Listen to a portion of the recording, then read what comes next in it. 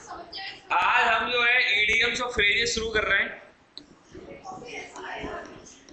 Vocab का चौथा part है ये, और एक पार्ट वोकैब का और बचता है, और वो बचता है मिस स्पेलिंग्स। मिस स्पेलिंग कराने के बाद आपकी कोई भी उधारी मेरे ऊपर नहीं बची है। मैंने सारा A to Z सारा कंटेंट करा दिया है। हाँ, तुम्हारा हमारे साथ लगता है। 24 तारीख तक नया बैच शुरू कर रहे हैं। जब ये लोग चले जाएंगे, इनके भी लाभ लगेगी। उसके बाद ये बेसन की चादर ओढ़ रखी है इन लोगों ने, इनका कोई इलाज नहीं है। मगर 24 तारीख के बाद हमें नया बैच शुरू करना है 25 को, जिसमें 0 से चलेगा, नाउन से। तो तुम्हारा हमारा बहुत लंबा साथ चलेगा। ऐसे चल रहा होगा ना, ऐसे ऐसे चीटा चल रहा होगा, सब मिक्स अलग ही लेवल। कौटल्या की बहन है, पता है, यस्ना का जाता है ये हालत है। मतलब भाई साहब लोग, ये नोट्स है, नोट्स में इतनी बेहतरीन राइटिंग सोचो, एक्चुअली में कितनी खतरनाक राइटिंग होगी। चलो इतनी अच्छी राइटिंग और क्या नहीं भाई अप्रिशिएट। लिखिए गाइस, तो हमने क्या देखा, एसएससी सीजीएल और बैंक का जो बैच है हमारा सुबह वाला, इसमें मेरे ऊपर कोई उधारी नहीं है। सारी ग्रामर आपकी करा दी है, सारी parts of speech, direct indirect, active passive, mood verb, model, पूरा का पूरा कंटेंट आपके पास है। बस ईमानदारी से आप उस कंटेंट को रिवाइज कर लो। मैं गारंटी ले रहा हूँ कि अगर आप 25 में से 22 से 23 क्वेश्चन ठोकते जरूर आ जाओ। बस एक पार्ट हमारा रहता था वोकैब वाला, तो आपको पता है लगभग 4 से 5 दिन, 1.5 हफ्ता आपको होने को आ रहा है सिर्फ वोकैब वाले हम पार्ट कर रहे हैं। तो वोकैब में हमने जो सबसे पहला पार्ट उठाया था वो उठाया था सिनोनिम और एंटोनिम। सिनोनिम और एंटोनिम जो पार्ट उठाया था हमने, वो क्यों उठाया था, क्योंकि हर एक पेपर में सीजीएल के ऐसा कोई पेपर नहीं है सीजीएल का जिसमें 2 एंटोनिम और 2 सिनोनिम ना मिल जाए। ऑलमोस्ट 4 क्वेश्चन यहाँ से मिल जाते हैं। हमने देखा कि एंटोनिम और सिनोनिम निकालने में सबसे बड़ी दिक्कत है कि वोकैब बहुत ज्यादा याद करना है। मगर आपको पता है कि इतनी ज्यादा वोकैब याद करना लगभग कॉमनली हर किसी की बस में नहीं है। तो हमने फिर वहां से तरीका ढूंढा प्रीफिक्स और सफिक्स। प्रीफिक्स और सफिक्स के बिहाफ पे हम क्या निकाल सकते हैं, किसी भी वर्ड का सिनोनिम और एंटोनिम निकाल सकते हैं। जिसकी वजह ये है क्योंकि प्रीफिक्स ऐसा होता है जब किसी वर्ड के आगे कोई प्रीफिक्स लग जाता है तो उस वर्ड का मीनिंग नेगेटिव कर देगा या उस वर्ड का मीनिंग पॉजिटिव कर देगा। तो हमने देखा कुछ ऐसे प्रीफिक्स हैं जो वर्ड के आगे लगने का या तो उनका मीनिंग पॉजिटिव कर देते हैं या उनका मीनिंग नेगेटिव कर देते हैं। उस पॉजिटिव और नेगेटिव के हिसाब से हमें ये पता लग गया कि जो गिवन वर्ड है वो पॉजिटिव है या नेगेटिव। अब उसके नीचे जो 4 वर्ड दे रखे हैं, अगर ये वर्ड पॉजिटिव है तो उनमें से चारों के चारों वर्ड में से कौन सा वर्ड पॉजिटिव है वो निकालना होता है। बाकी जो वर्ड नेगेटिव है उनको एलिमिनेशन ऑप्शन से छोड़ देते हैं। इस मेथड को अप्लाई करके हम एंटोनिम चुनने में आते हैं। कई बार मैंने बताया कि हर बार ऐसा हो ऐसा जरूरी नहीं कि हर बार प्रीफिक्स और सफिक्स के हिसाब से क्या टूट जाए, एंटोनिम और सिनोनिम टूट जाए, ऐसा जरूरी नहीं है। It totally depend on the paper कि पेपर का लेवल कैसा है, level of the paper. Paper अगर मीडियम है, ये बेसिक लेवल का पेपर है, सारे क्वेश्चन है। पेपर अगर एडवांस लेवल का सर आपको याद करना पड़ेगा, क्योंकि फिर क्वेश्चन रूट वर्ड से आएगा, प्रीफिक्स और सफिक्स से नहीं। तो रूट वर्ड में भी आपको बताया कि आपने जो भी आपके पीछे की बुक है, न्यूज़पेपर जिन्होंने स्टार्टिंग से पढ़ा है बेसिक्स, तो वहां पे काम आ जाएगा। उसके बाद हमने दूसरा पोर्शन कौन सा देखा था वोकैब में, जो सेल्फ पास वाला दूसरा पोर्शन था one word substitution. One word substitution अभी पता लगेगा, पेपर देख के आओ। One word substitution, one word substitution में हमने क्या देखा कि वन वर्ड सब्स्टिट्यूशन में हमने 50 वन वर्ड सब्स्टिट्यूशन एक दिन लिखवाए थे मैंने आप लोगों को, और ग्राफी से रिलेटेड लिखवाए थे। तो हमने देखा कि कुछ ऐसे वन वर्ड सब्स्टिट्यूशन है वो पिछले 2012 में एसएससी ने अपने आप को पैटर्न चेंज किया था, फिर दूसरी बार पैटर्न 2022 में एसएससी ने चेंज करा।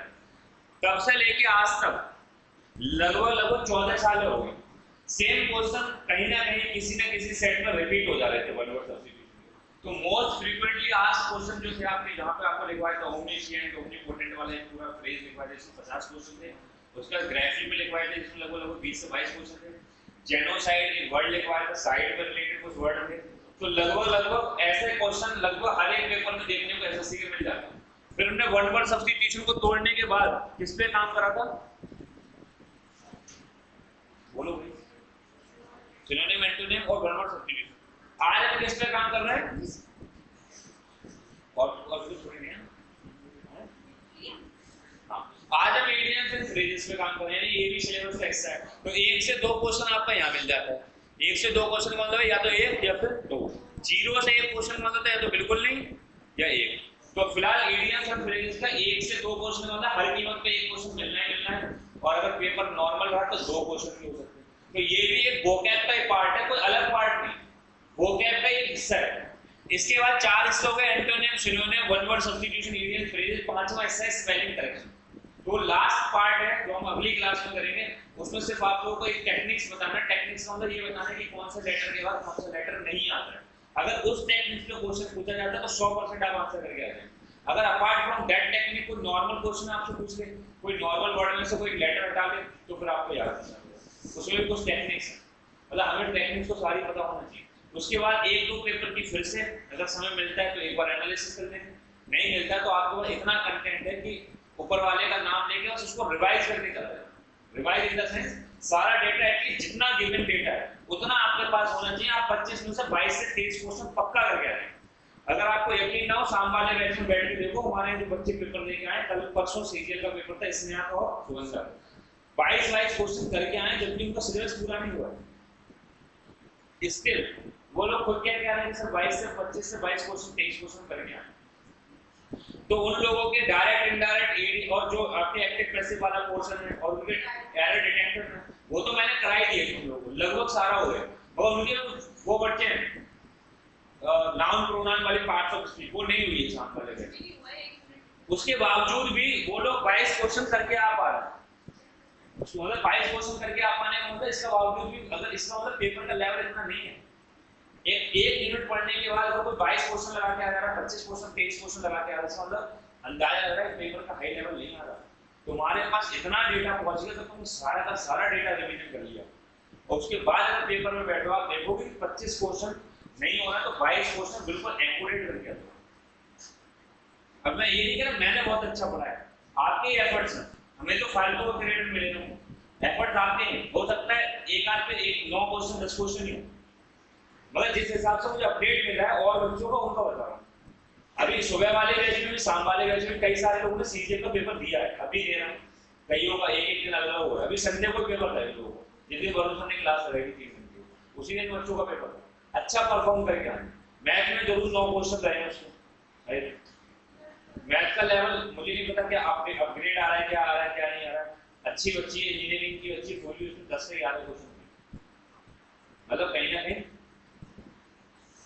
टेक्निक्स हो सकता है कम पड़ी हो कुछ और रहो, मुझे नहीं पता क्या मैटर है। फिलहाल पेपर इतना हार्ड नहीं आता। रीजनिंग में भी अच्छे खासे क्वेश्चन ठोक के आइए, लगभग 20 क्वेश्चन 22 क्वेश्चन। सुगंधा तो रीजनिंग में 25 से 25 लगा के आई, करीब 25 से 25 सही करेगा। मतलब लेवल इतना हार्ड नहीं आ रहा, आपको बिल्कुल डरने की जरूरत नहीं। बस इतना है कि जो डेटा मैंने आपको दे रखा है पहले दिन से, मतलब वेरी फर्स्ट डे, जहाँ पे भी आपने लिखा है बस उसको रिवाइज कर दो अच्छे से। सारे प्रोनाउन के कॉन्सेप्ट, सारे नाउन के कॉन्सेप्ट, सारे एडजेक्टिव एडवर्ब के सारे कॉन्सेप्ट, टेंस के सारे कॉन्सेप्ट, कंडीशनल के सारे कॉन्सेप्ट, मॉडल के सारे कॉन्सेप्ट्स आपको टिप पे याद होना चाहिए। उतने को पढ़ के चले जाना।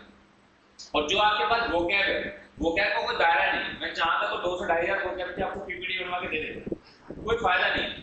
जो मोस्ट फ्रीक्वेंटली आस्क्ड क्वेश्चन, मतलब इतनी बार पूछेंगे पेपर जिसका लिमिट नहीं, 10 बार 20 बार, वो बस उन्हीं वोकैब्स को मैंने आपको दिया ताकि कुछ भी ना हो तो इतना तो रट ही चलेगा, रट के कर लो। वरना 2000 वोकैब कौन ही रट रहा है, मेरा भी टाइम खराब होता, आपका खराब होता। मगर आपके पास वोकैब भी 150 है, तो जो अच्छा स्टूडेंट है जो सच में चाह रहा है वो 150 वोकैब याद कर सकता है बिना किसी हेजिटेशन। तो लगभग 150-200 वोकैब है, यही रट के चले जाना। 3-4-8 क्वेश्चन आएंगे, 2 यहाँ से 2 यहाँ से 2 वहाँ से 1 वहाँ से 9 और 10 क्वेश्चन के आपको 8 से 10 क्वेश्चन के आसपास वोकैब्स के क्वेश्चन मिल जाएंगे। अगर 8 से 10 क्वेश्चन में से अगर आप 6 से 7 क्वेश्चन भी करके आ जाओ वोकैब पे तो सोच लेना अच्छा परफॉर्म किया, क्योंकि वोकैब 100% तो नहीं फंस पाते, मगर इतनी फंसी तो 100% मान लो अच्छा परफॉर्म। तो जितने आपको वर्ड मिले हैं बस उतना डेटा पढ़ के चले जाओ। ऐसा ऐसा हो सकता है उनमें से एक भी ना है, मैं नहीं कह रहा, मगर ये काफी हाईली पॉसिबिलिटी है कि उनमें से डेटा आने के चांसेस हैं, क्योंकि कहीं ना कहीं इतना एक्सपीरियंस मुझे भी हो गया, तो इतना तो रहता ही क्या हर बार यही चीजें रिपीट हो रही, मार्केट में कुछ ऐसा नया बड़ी इंट्रोड्यूस नहीं कर रही, इतना डेटा आपके पास हो गया, तो जो भी वन वर्ड सब्स्टिट्यूशन आपको मिले, जो आपको प्रीफिक्स और सफिक्सेस की लिस्ट मिली है, वो सब डेटा कंपाइल करके मेमोराइज करके चले जाना, इतना हो जाएगा आपको। अब हम आ रहे हैं ईडीएम्स ऑफ फ्रेजेस पे। तो ईडीएम्स ऑफ फ्रेजेस का क्या मतलब होता है कि एक्चुअल में लिखा कुछ और होता है, मीनिंग कुछ और होता है, ये तो आपको पता ही। जैसे once father is always a father, इसका क्या मतलब है? बाप बाप होता है। अब इसका ये मतलब बाप बाप होता है किसी तरीके का, उसका मतलब क्या ही है? इसका मतलब ये थोड़ी नहीं कि सच में ये कहना है कि पापा पापा होते हैं, इसका मीनिंग कुछ और निकल के आ रहा है।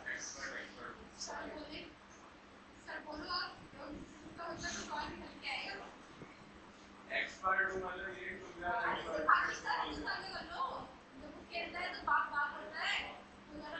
सही है ना?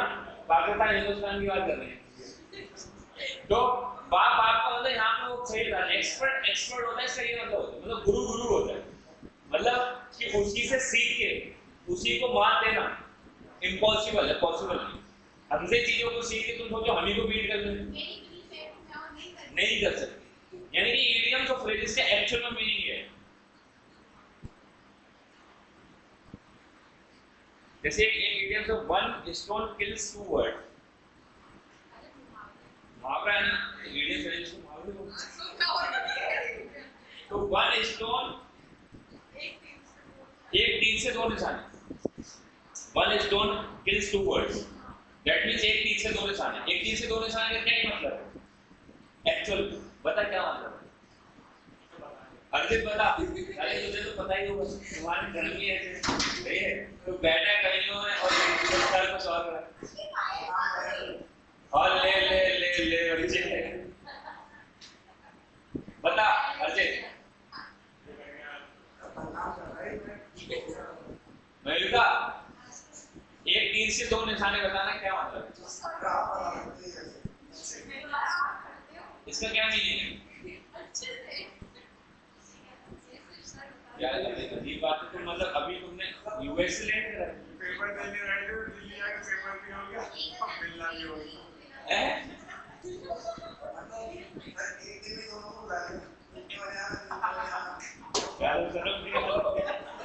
एग्जाम्पल भी ऐसे ही दे रहे हो।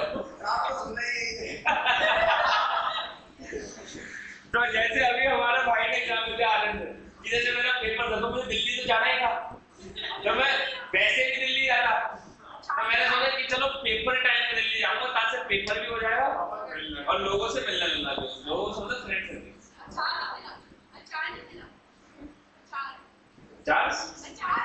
अच्छा सही है, समझ में आया? इसका मतलब इसी को कहते हैं एक तीर से दो निशाने, एक के साथ साथ दो काम। मतलब शादी तो करी प्लस दहेज भी ले लिया, दैट मींस एक तीर से दो निशाने। लड़की तो मिली प्लस अच्छा दहेज भी मिलेगा, लड़की भी अच्छी मिली, सही है? इसको कहते हैं एक तीर से दो निशाने वाली बात। बोलो यार।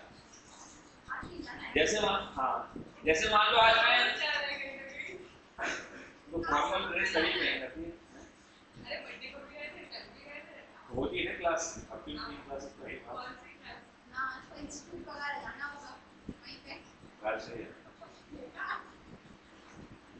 तो इसका मतलब जैसे मान लो मैं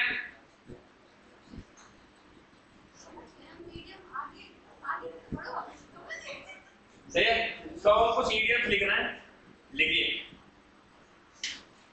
पहला इडियम है give, vent to, give vent to, इसका मीनिंग क्या है? पहला ऑप्शन है कंप्लीटली, दूसरा ऑप्शन है एट वंस, तीसरा ऑप्शन है टू एक्सप्रेस, चौथा ऑप्शन है not completely.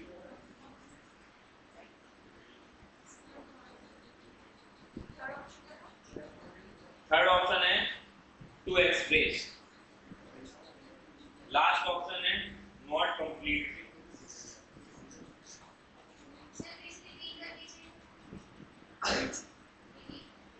Repeat what? Option answer number इसका सी सही है, टू एक्सप्रेस। वेट करना ऑप्शन दीजिए सीधा आंसर। अच्छा ऑप्शन पूछ रही थी। अरे भाई ऑप्शन क्या थे? Complete, not complete, to express और एट वंस। At once. तो इसका मतलब क्या है?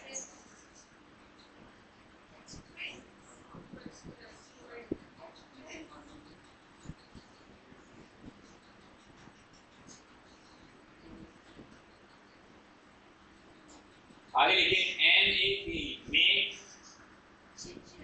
मेक एन एस, एस बोले तो गधा है। क्या? मेक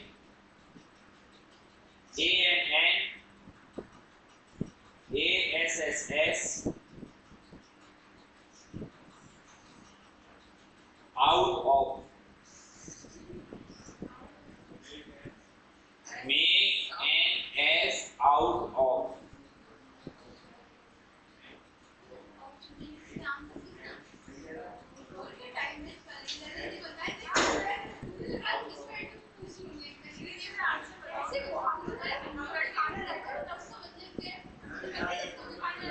ये वाली बात आपको नहीं आ रही है? अनुमान कहा था अरे बोलते हैं डबल हैं? क्या क्या? डम्बेस, एकदम स्टूपिड इंसान, वही इसका मीनिंग। एग्जैक्टली वही, मतलब उल्लू के ढक्कन हो क्या, तो उसका मीनिंग यही है।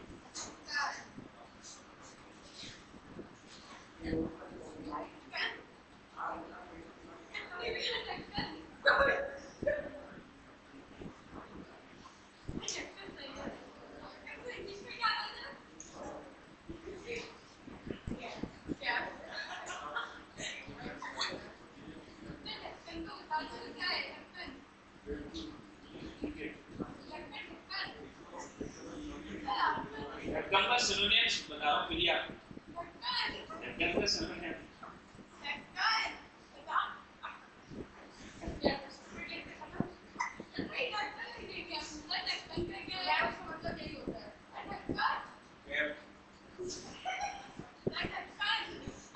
बस बेटा बस। हाँ हाँ, मैं तो मार्च कर भी पाओ, आने के जमाने में कर लिया ये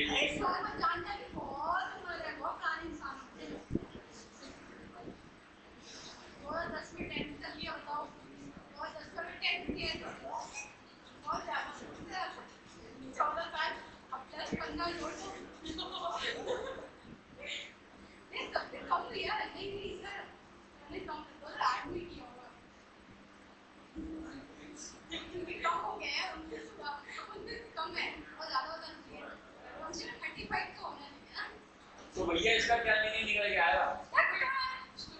इसका मीनिंग ढक्कन है, सही है।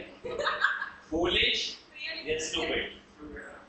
एक ढक्कन आदमी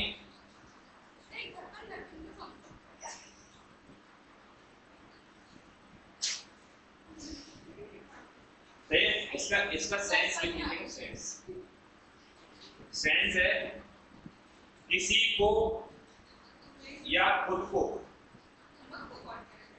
किसी को या खुद को बेवकूफ या इंग्लिश में लिखो ना, कॉल समवन, मैं तो इसका मीनिंग हिंदी में इंग्लिश में लिखो, कॉल समवन और oneself खुद को, टू लुक फूलिश और स्टूपिड।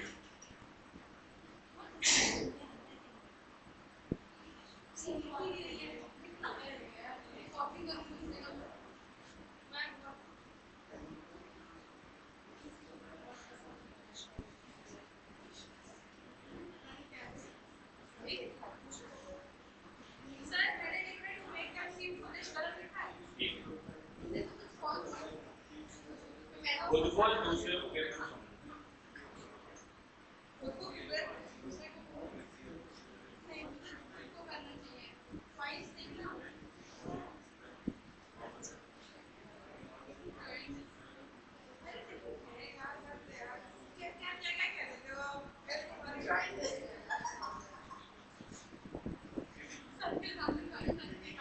आगे देखो दूसरा है all thumbs, all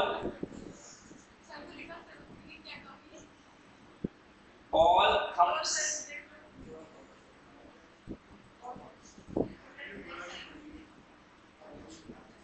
अरे यार लिखो ना all thumbs, THUMBS, all thumbs, all thumbs का मतलब क्या होता है?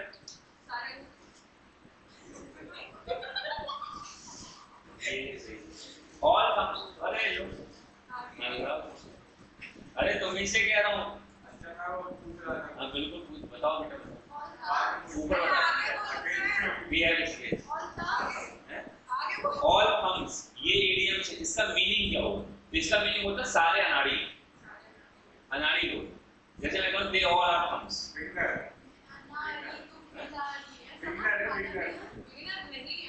अरे यार गांव में ना तो उल्लू के ढंग से अंगूठा लगाने वाले यस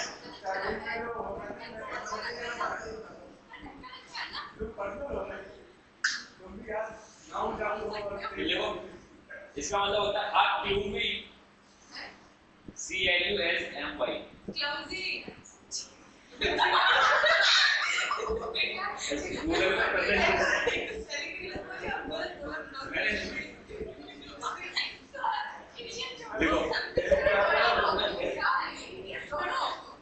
देखो आप clumsy person CLUMSY someone awkward with their hands, a clumsy person, someone awkward with their hands, that means बहुत अनाड़ी व्यक्ति जिसके हाथ पांव ठीक से काम ना करें उसको कहते हैं ऑल थम्स। बहुत अनाड़ी व्यक्ति जिसके हाथ पैर ठीक से काम ना करें, जैसे मान लो हमारे ऑफिस में कोई ऐसा ऑफिस बॉय आ जाए जिसको बताया कुछ और जाए करके कुछ और आ जाए, सही है? जैसे उससे कहना एसी खोल दो, पंखा खोल दे रहा है, लाइट खोल दे रहा है, बहुत देर में समझ में आ रहा है एसी खोलना है, ऐसा व्यक्ति अनाड़ी व्यक्ति उसको कहते हैं ऑल थम्स। तो ये किसी की बेइज्जती है, आप कह सकते हो you all are thumbs, all thumbs, चलो अनाड़ी हो सकता है। लेकिन अगला इडियम में in the offing, in the offing, in the ऑफिंग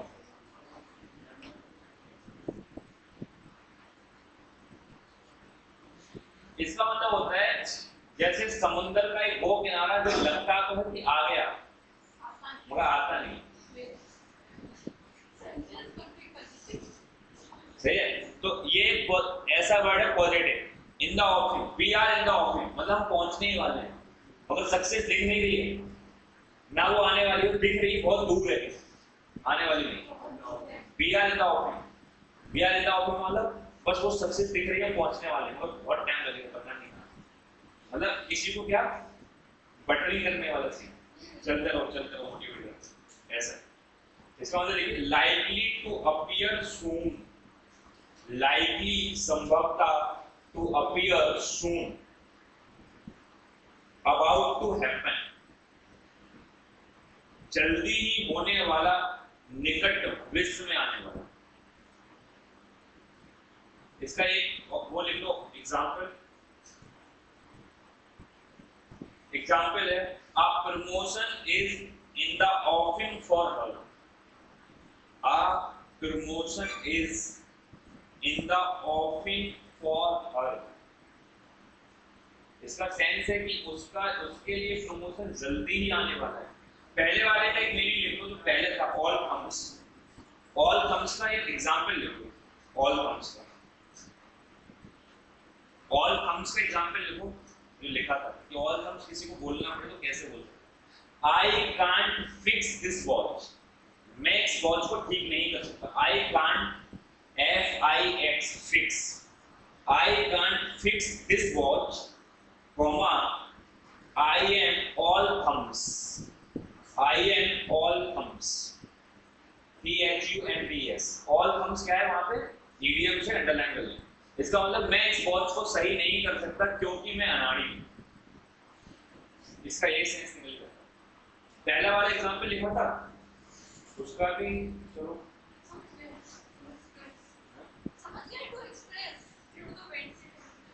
we shall in the dark, we shall होती सीटी, WHISTLE विशल। मेरे नाल तो विशल बजा गाना है ना, हाँ बजाओ मल दो WHISTLE, डी साइलेंट रहता है तो विशल इन द डार्क क्या मीनिंग लग रहा है?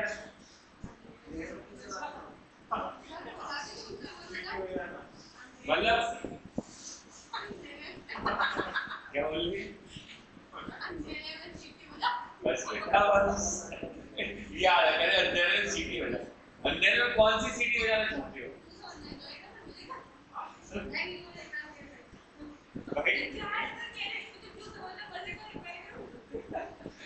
रात में मतलब इसका सेंस ये हो सकता है कि अंधेरे में सीटी बजाना। क्या भाई काकू सब बढ़िया ना? बेटा ऑप्शन नहीं लिखना है तो मैं ये तो लिख नहीं मिला ऑप्शन, 5 मिनट में यही हो पाएगा। देखो इसका मतलब होता है कि जैसे रात में कहीं जा रहे हैं और डर लग रहा है उसके बावजूद भी निडर होने का दिखावा कर रहे हैं। ऐसी तैसी लग रही है मगर फिर भी ये दिखावा कर रहा है ना मैं तो भागो। जैसे मान लो कहीं जा रहा है घोड़ा हिलना, ठीक है, हिम्मत नहीं करती कि आगे नहीं जाए कि हो सकता तुम निकल गया है और फिर भी कर रहा है मैं डरता नहीं, चल भाई चल, और चल ले रहा है चल भाई चल। ऐसे वाला सीन है, सही है। या जैसे तुमने कहा कि चलो एक कोई कंप्लेंट कराया कि थाने चलना है तो डर भी लग रहा है नहीं मेरे, और उधर से कह रहा नाना पूरे खानदान को जानता हूँ पुलिस वालों को, चलो घर में पूरा जाता है ऐसा। इसका मतलब होता है देखो डर होने पर भी बहादुर या निडर होने का दिखावा करना। अच्छा इंग्लिश में लिखो प्रिटेंड, प्रिटेंड PRETEND, प्रिटेंड बोले तो दिखावा करना। प्रिटेंड टू बी अनअफ्रेड,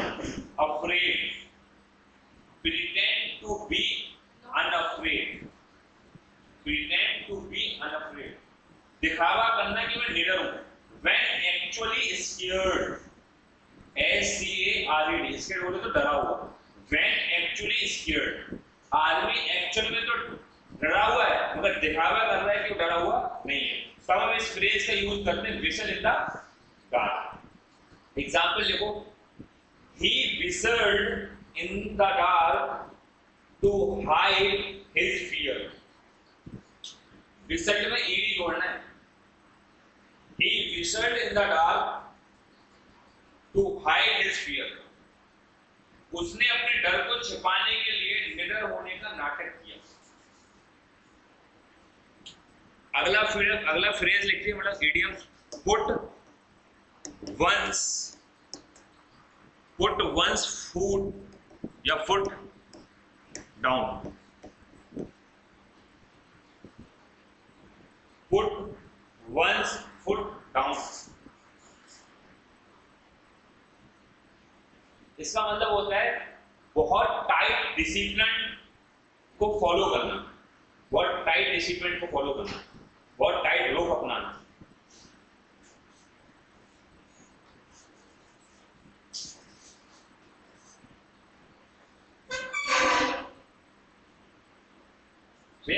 मतलब अपना बहुत टाइट रोक दिखाना। जैसे अमिताभ बच्चन का मोहब्बत मूवी में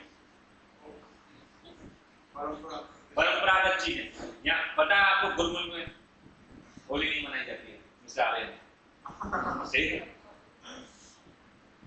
ना? या आपको पता है कि हमारे यहाँ पे पार्टी नहीं मनाई जाती, या मिस्टर आर्यन आपको पता है गुलमुल में लड़कियों का आना पूरी तरीके से वर्जित है और आप हमारी परंपरा को तोड़ने की कोशिश कर रहे हैं, जो कि हम हरगिज़ बर्दाश्त नहीं करेंगे। इसका मतलब कि बहुत सख्ती से रुख अपना, जैसे सूर्यवंशी मूवी में हीरा बेटे तुम हमारे खून का सबसे कौन सा कंट्रोल कहते नहीं वो उस मूवी में सबसे नाकारा बच्चे हो हमारे खानदान के, ये तो अपने हिस्से की जमीन और निकल जाए, दफा हो जाए उस लड़की के साथ। ये और तुम और तुम्हारी ये लड़की, इसकी शक्ल नहीं देखना चाह रहा हूँ। ये सूर्य प्रताप, भानु प्रताप, कभी तुम्हारी शक्ल नहीं देखे तुम दोनों। तो बहुत रुख सख्त रुख अपना, इसको कहते हैं क्या, टू वंस पुट डाउन। देखिए अडॉप्ट, इसका meaning adopt a firm, FIRM, firm का मतलब होता है tight policy. Adopt a firm policy when faced with opposition or disobedience,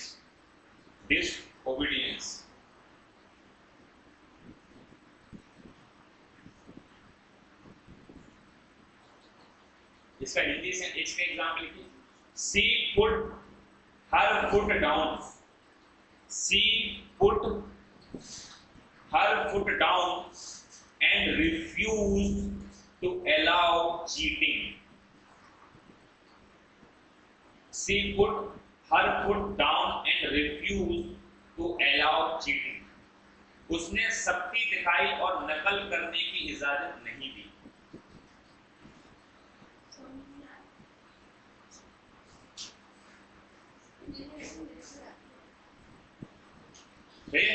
आगे लिखिए, थोड़े मीली माउथेड, अच्छा वर्ड है, अच्छा फ्रेज है, मीली माउथेड।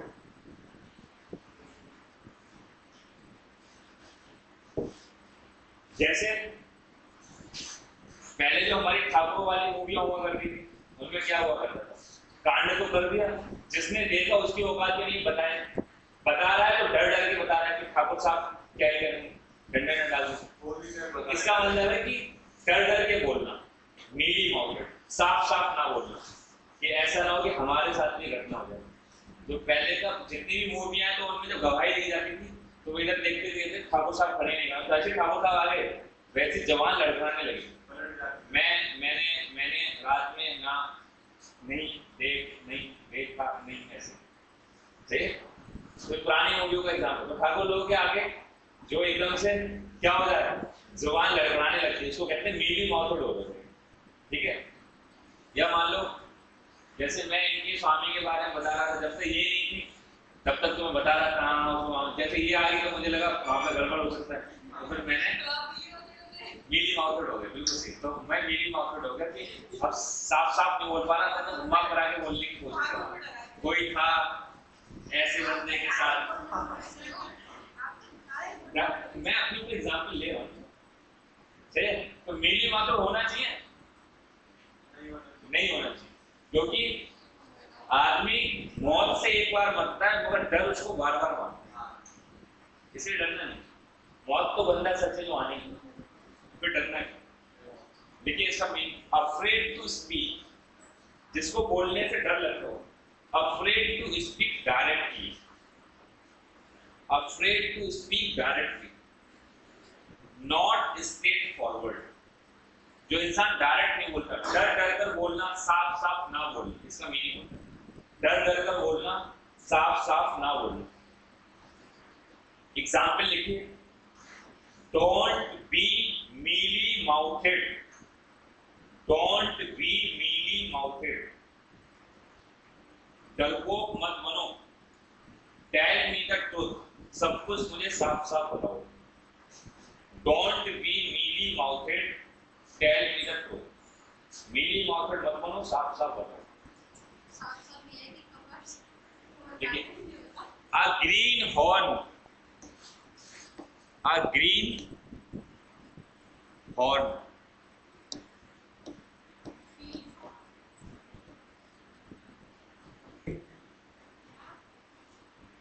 ग्रीन हॉर्न, बेटा हॉर्न ही तो गलत हो जाएगा, बहुत ही गंदा साउंड कर जाएगा। सही है, और बाई मत जोड़ देना, सही है।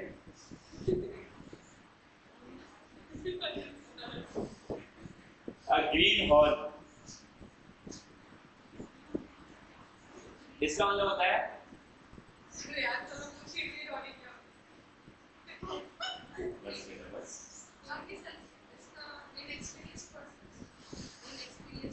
हाँ, एक ऐसा व्यक्ति जिसको एक्सपीरियंस ना हो, एकदम नए नवेला किसी फील्ड में, ठीक है?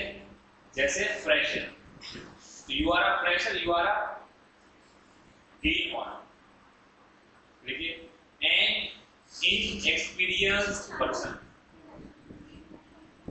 an inexperienced person, नया नवेला अनुभवहीन व्यक्ति, मतलब फ्रेशर, जिसको किसी का ज्ञान ना हो।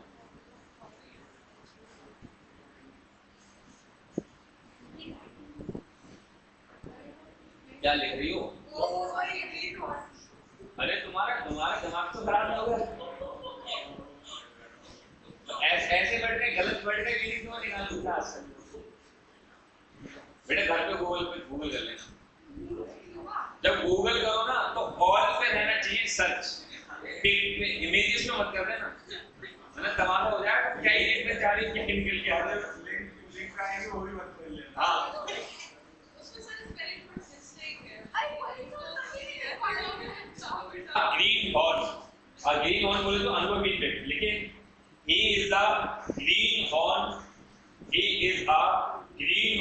in business, he is a greenhorn in business, वो बिजनेस में नया है।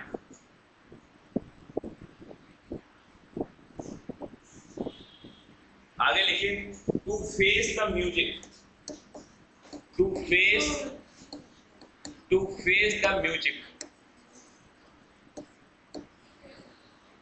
to face the music,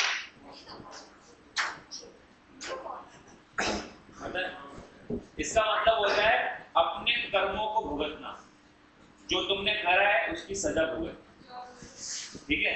अच्छा किया तो अच्छा, गलत किया है तो गलत, है ना? तो जैसे कई सारे लोग बुढ़ापे में बुरी स्थिति में हो जाते हैं, दरिद्रतापूर्ण स्थिति है, तो जिसको क्या कहते हैं कि अपने कर्मों को भुगत दो, मतलब बच्चों ने बाहर निकाल दिया, भीख मांग रहे हैं, इसका मतलब कर्मों को भुगत। तो लिखिए टू बियर, BEAR, बियर बोले तो सहन करना है, भुगतना, टू बियर द कॉन्सिक्वेंसेस, परिणाम, to bear the consequences of one's action, one पे एपोस्ट्रोफी है, वंस एक्शंस, अपने कामों का या अपने कर्मों का परिणाम भुगतना। इसका एग्जाम्पल लिखिए, he cheated, he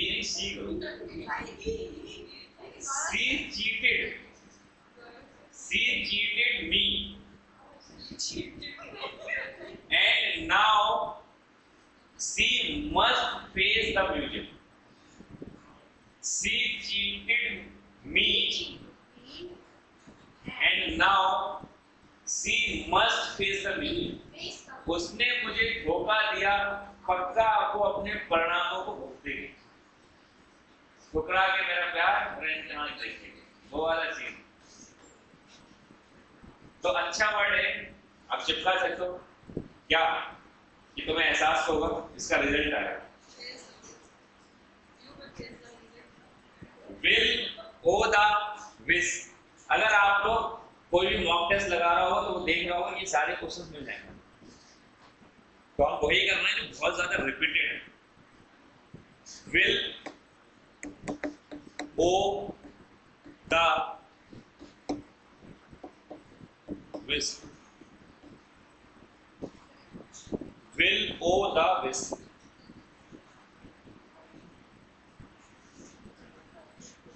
तो इसका मतलब होता है, जैसे मैं कहूं this is will o' the wisp to you, that means एक ऐसा लक्ष्य जो तुम्हारे लिए पाना असंभव है।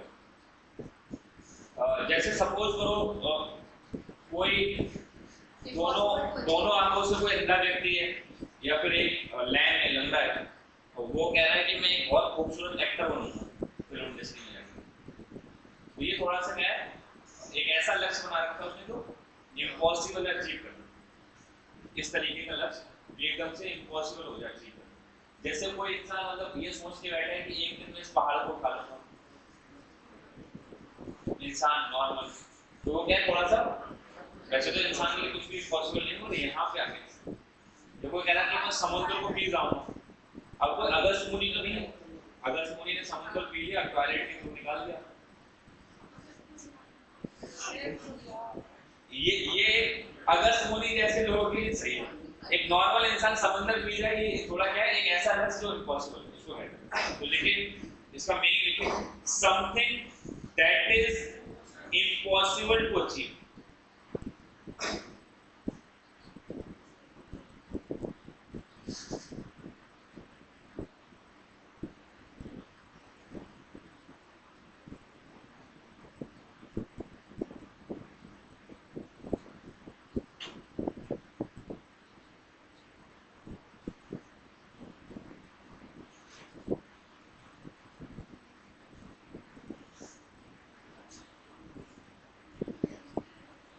क्या लिखा?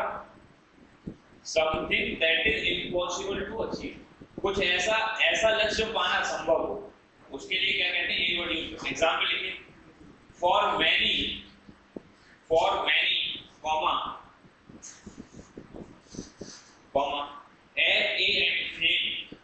फेम प्रसिद्धि, is just a will o' the wisp. अरे क्या वो लिख नहीं सकते?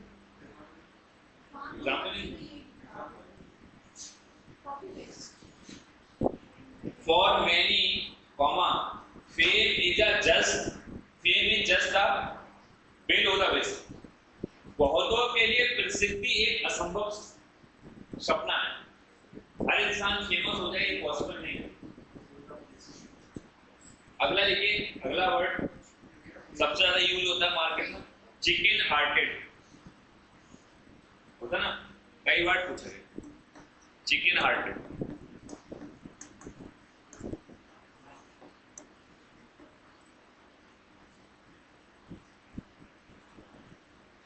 इसका मतलब होता है वही डरपोक, कावर्ड, COWR, कई सारे लोग कोवार्ड भी बोलते हैं, कावर्ड कॉमा लैकिंग करेज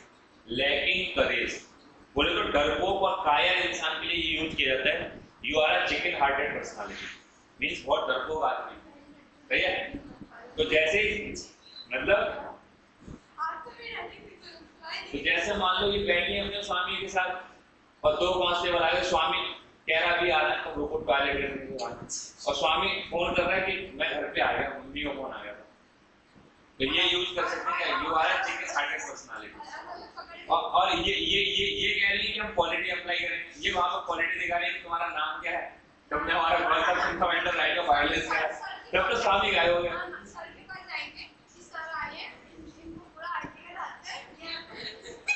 तो मैंने आप लोग कॉल करता कि इस सिचुएशन में आप मुझे कॉल कर सकते हो कि मेरा भाई है, उससे बात कर लो, मैं बताता हूँ क्या सीन चल रहा है। लेकिन नहीं, इस मैटर में आप मुझे कॉल कर सकते हो। देखो अपना केस तो मैं बहुत देर में सुलझा पाऊँ, तुम्हारा जल्दी सुलझा क्योंकि ऑन बात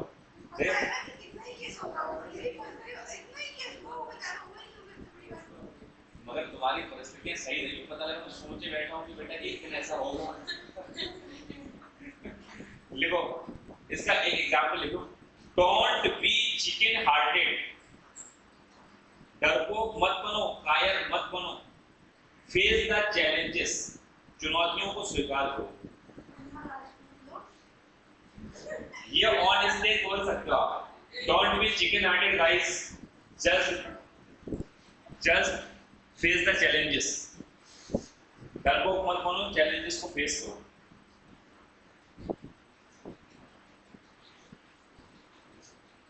Give somebody a ring.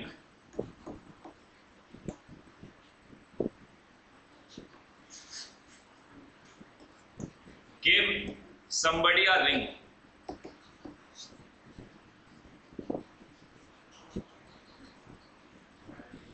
इसका मीनिंग क्या होता है? सीधे सीधे टू कॉल समवन, किसी को फोन करना, ठीक है, to call someone on the telephone, to call someone on the telephone, किसी को फोन करना।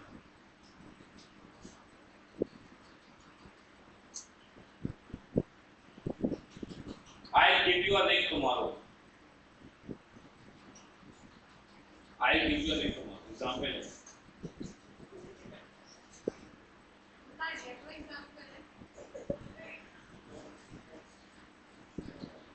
देखो to put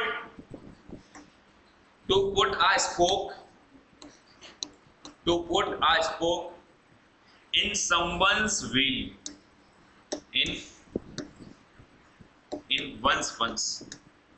one's wheel. To put a spoke in one's wheel.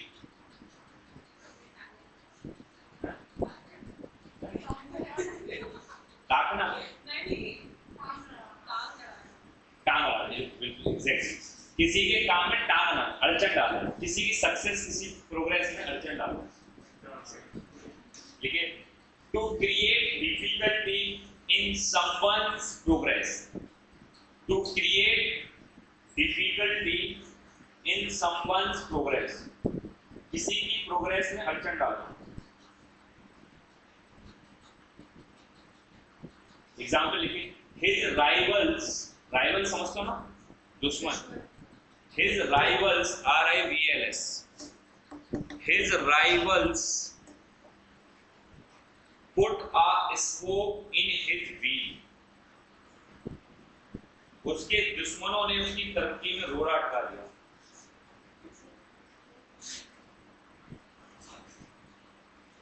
ठीक है? आगे लिखिए, थ्रो द स्पॉन्ज, कई सारे लोग स्पंज भी बोलते हैं। Throw up the sponge,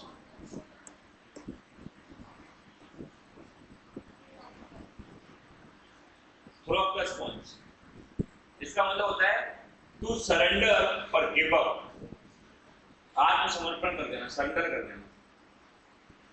to surrender और गिव अप, हार मान लेना, आत्मसमर्पण करना। तो क्या अच्छी बात है? देखिए, he finally, example, he finally threw up, भाई threw up का क्या हो जाएगा? threw up, second form, threw up the sponge after many failures. He finally threw up the sponge after many failures. कई सारे असफलताओं के बाद उसने हार मान ली। तो थ्रो अप द स्पॉन्ज मतलब हार मान लेना। आगे इन अ जिफी, इन अ जिफी,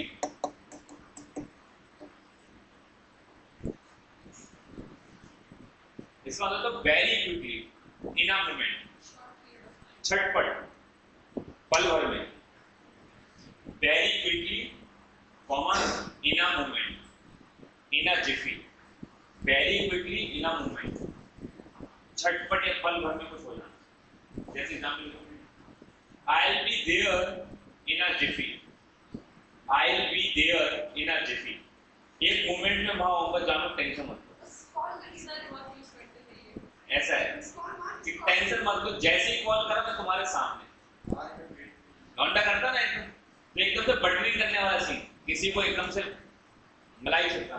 टेंशन मत लो, जानो, बस तुम्हारे एक कॉल करते ही तुम्हारे आंखों के सामने, इन अ जिफी I'll be there, एक पल भर में तुम्हारे सामने होगा, टेंशन मत लो। सही है?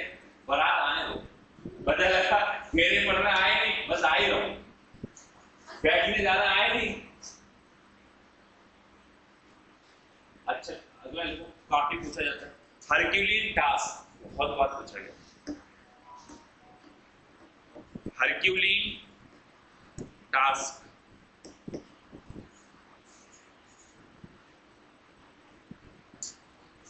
इसका मतलब तो बहुत कठिन कार्य, a very difficult task, a very difficult task। Herculean task, example लिखिए, lifting that stone, lifting that stone is a Herculean task, lifting that stone is a Herculean task।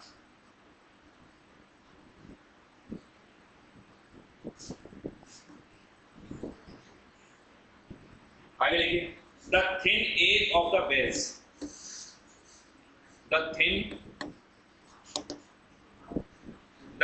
end of the wedge, D silent,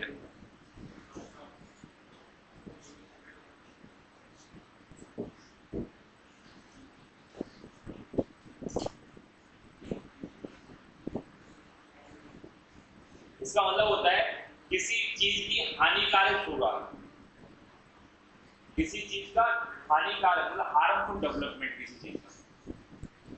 जैसे मान लो तुमने decision ले लिया, mummy papa कहेंगे कि मैं इस बंदे के साथ रहूंगा, इसका मतलब है this is the thin end of the ways, ये तुम्हारी लाइफ में शुरुआत हो गई हानिकारक हार्मफुल चीजों, क्योंकि माँ बाप ने हो सकता है बेस्ट वर्जन ढूंढ के रखा हो और तुमने एकदम से नाकारा आदमी को देखा, जैसे वो दिखाता ना जिसने नीले ड्रम में जिसकी वजह से भरा गंदगी है ना, चिलमिया की वजह से 1 लाख रुपए बंदा कमाने वाला स्मार्ट सालों, उसको साले वो कैसे भर देगा। अच्छा मतलब टाइम भी मिल जाता है, वो बाल जो है ये हाल मतलब समझ लो, मतलब समझ रहे हो ये हाल है। तो चलो ठीक है, मान लो ऐसे ऐसी रहे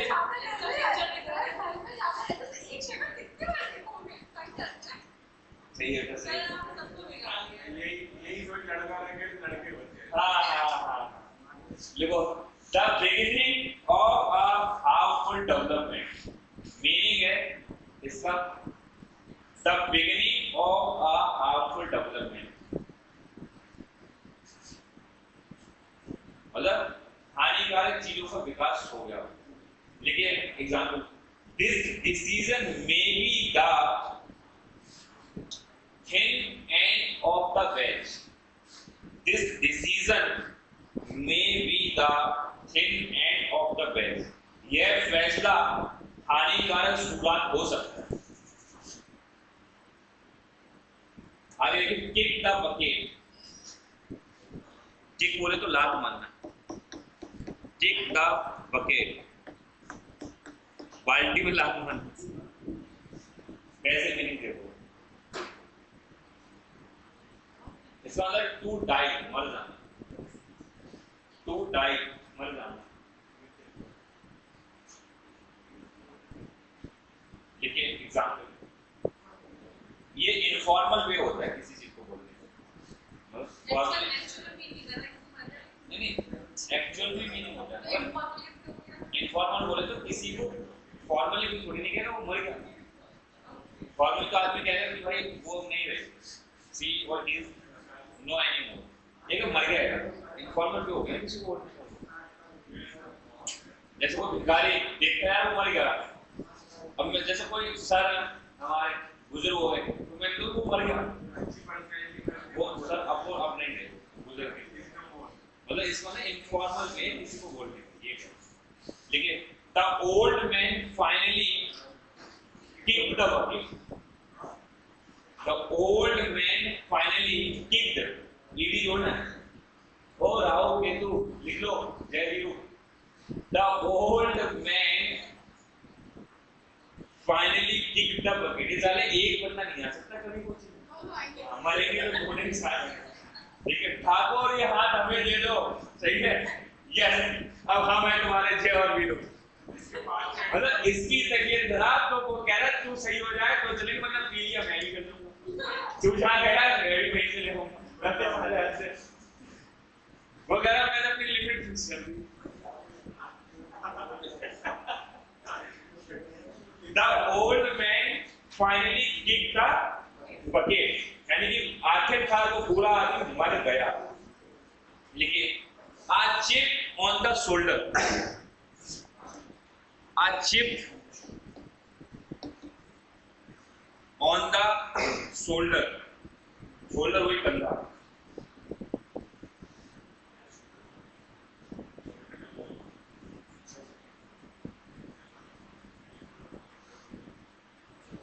इसका मतलब होता है a chip on the shoulder का मतलब दिल में गुस्सा या शिकायत रखना जिससे कि गुस्सा हो सके, लड़ाई हो सके, ठीक है, दिल में एक खुंस रखना, इसको बोलते हैं होल्डिंग, होल्डिंग बोल तो बनना, holding a grudge, GRUDG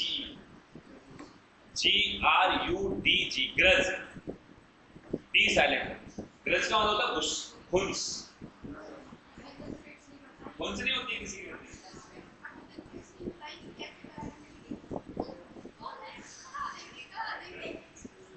grudge. grudge, holding a grudge Why the next one example? और grievance, शिकायत, that provokes fight, जो भड़काती है झगड़े को। हाँ यार, मैं थोड़ा हमारा होता है। Say, holding a grudge or grievance that provokes fight. Example लिखिए, he always carries, he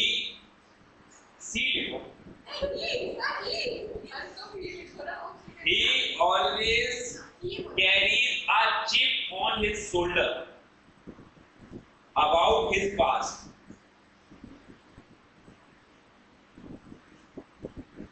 वह हमेशा अपने पास्ट को लेकर गुस्सा रखता है।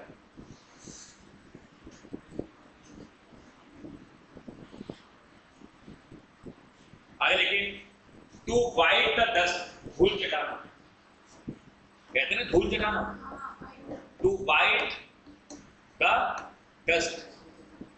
अरे बोलो भाई, उसने उसको धूल चटा दी। टू वाइट द डस्ट, उसने उसको धूल चटा दी।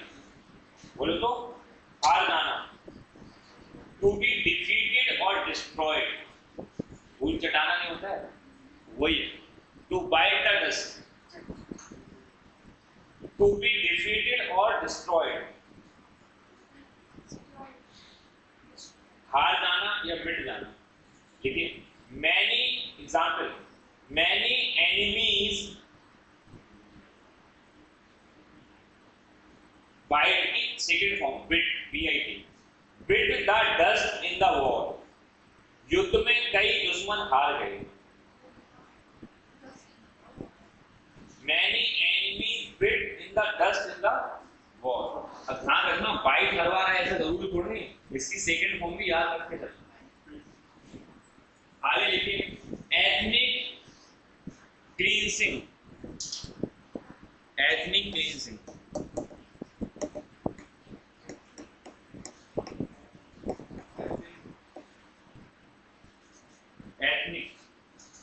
एथिक्स होता है,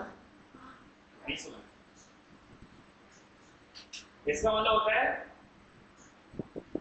वही नरसंहार, मैसेकर। मैसेकर होता है ना, जलियांवाला मैसेकर, एक साथ कई लोगों को मार देना। मैं मास के NASH, और मैसे क्या बोला, मैं बोल रही हूँ एथनिक, पहले बोल भी तो रहा था, जवान में जल्दी सुन नहीं रहा। Ethnic cleansing, mass killing,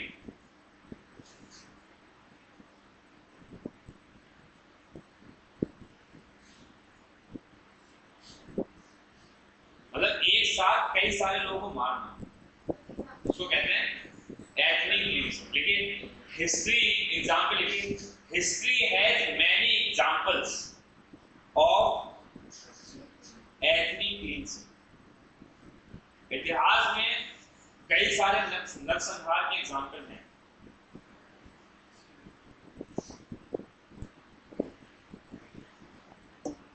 to get over it, अच्छा फ्रेज है, टू गेट ओवर इट,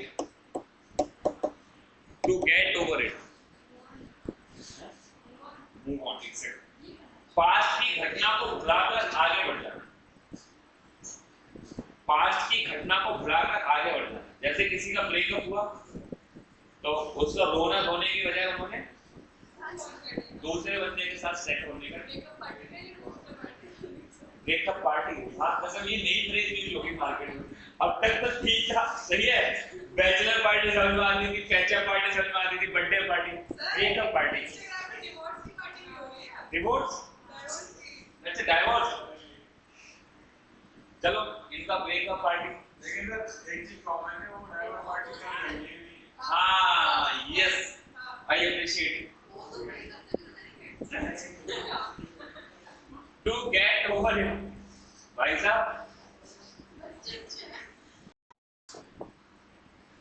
क्या लिखा, टू गेट ओवर इट, मतलब मतलब अपने पास की घटना को भुला के आगे बढ़ जाना। To accept and move on from something bad in the past. एक ही बात, पास्ट अच्छा भी होता है, मेरे साथ जो भी रहेगा वो रहा होगा, तो पास्ट सही रहा होगा। To accept and remove on from something bad in the past. Move on बेटा, move on. तो किसी बुरी घटना को भुलाकर आगे बढ़ना, इसको कहते हैं to get over it. Example लिखिए, she finally, अभी तो उसका मीनिंग था, हाँ तो she finally get की second form, got over her breakup. She finally got over her breakup. उसने आखिरकार अपना ब्रेकअप भूलकर आगे बढ़ा या आगे बढ़ी। To drink like a fish, अच्छे example. To drink like a fish. To drink like a fish. जैसे मछली पानी में रहती है, लोग समझते हैं पता नहीं कितना पानी रहती थी उसमें। इसका मतलब to drink excessive amounts of alcohol. To drink excessive amounts of alcohol, बहुत ज्यादा शराब पीना, इसको कहते हैं to drink like a fish. Example लिखिए, सुगंधा ड्रिंक्स, सुगंधा किसी बच्ची का नाम है, Sugandha drinks like a fish every night. Sugandha drinks like a fish every night. Sugandha हर रात बहुत ज्यादा शराब पीती है।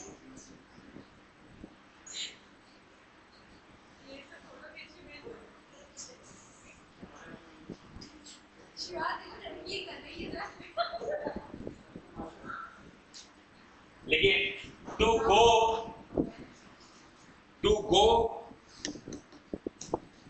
देखिए मैं ये तो मैं लिख ही रहा हूं आपको बड़े बड़े, जब भी आप याद करने का है तो सबसे पहले सबसे छोटे का एग्जाम का ट्रेंड है सीजीएल छोटे देता है, मगर लिखवा के ना बड़े भी लिखो। तो जब आप याद करें मेमोराइज करें तो सबसे छोटे छोटे पहले करें, दो वर्ड वाली इडियम्स, फिर थोड़ा बड़े। टू गो डाउन एक साथ नहीं है, गो डाउन सुना, to go down like a lead balloon.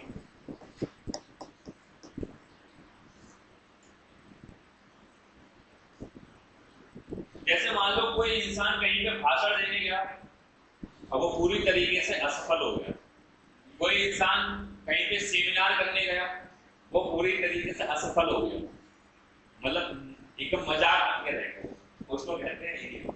या किसी ने कोई एग्जाम जोक मारा और एकदम से बेकार जोक था, पुअर जोक, किसी को कुछ मजा नहीं आया, मतलब फेल हो गया, उसको ये वर्ड यूज करो। तो लिखिए, आई स्पीच, बेइज्जती हो गई सीधे सीधे, आई स्पीच, ये लोग बोलते हैं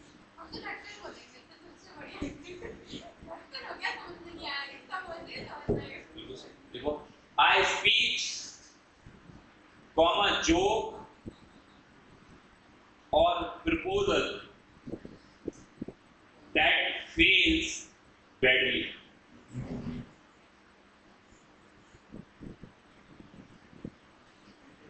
ठीक है, एग्जाम्पल लिखिए, his joke bent down, go down का क्या हो जाएगा, bent down, सेकंड फॉर्म।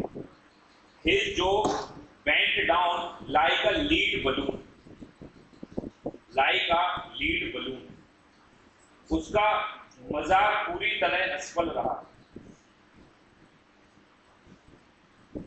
आगे लिखिए, to crack someone up,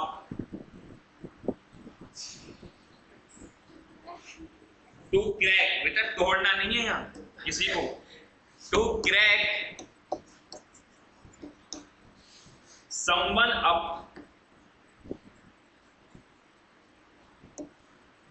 positive phrase है, सारे पेपर के क्वेश्चन। इसका मतलब किसी को बहुत हंसा देना, किसी को बहुत हंसा देना। लिखिए, to make someone laugh loudly, to make someone laugh loudly, किसी को बहुत हंसा देना। एग्जाम्पल लिखिए, his silly story cracked me up, his silly, silly मतलब तो मूर्खता को, SILLY, his silly story cracked me up, उसकी मजेदार कहानी ने मुझे बहुत पसंद किया। देखिए, to have an axe, axe बोले तो AX से कुल्हाड़ी, to have an axe, to grind GRIND, मतलब वही घन से बहुर काटना।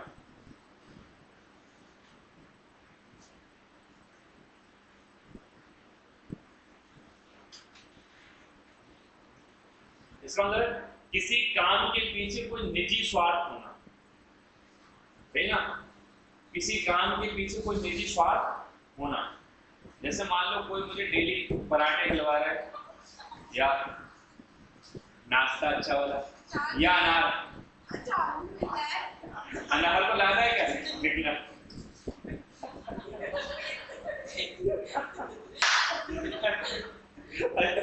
बस सही है, माफी चाहते, अनार को वापस ले लेंगे, अनार की जगह सेब रख देते हैं, सही है। कोई जैसे सेब खिलवा रहा है और मंचूरियन खिलवा दे रहा है, ठीक है, तो किसी को क्या कुछ क्या होना, कुछ सेल्फ इंटरेस्ट होना, to have a selfish, to have a selfish और hidden reason for doing something, to have a selfish और hidden reason for doing something, किसी काम के पीछे कोई निजी स्वार्थ होना। देखिए, he is helping only because, सी देखो सी मरुति के no, she is helping only because, she is helping only because she had an axe to grind, she had an axe to grind, वह सिर्फ इसलिए मदद कर रही है क्योंकि उसका निजी स्वार्थ है। टू क्रॉस योर फिंगर्स, ठीक है, टू क्रॉस योर फिंगर्स,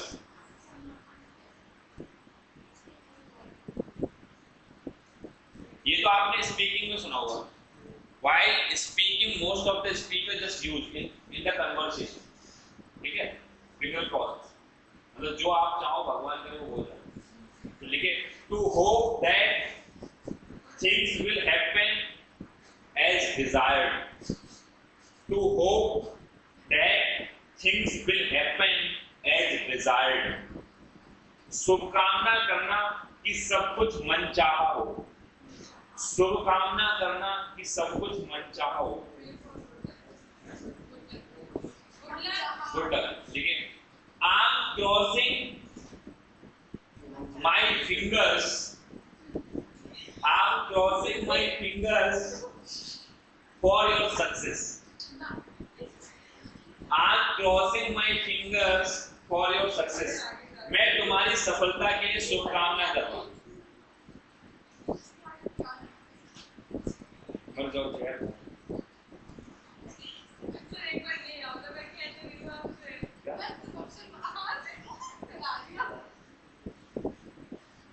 अरे कल ऑर्डर करे यार, ये ऑर्डर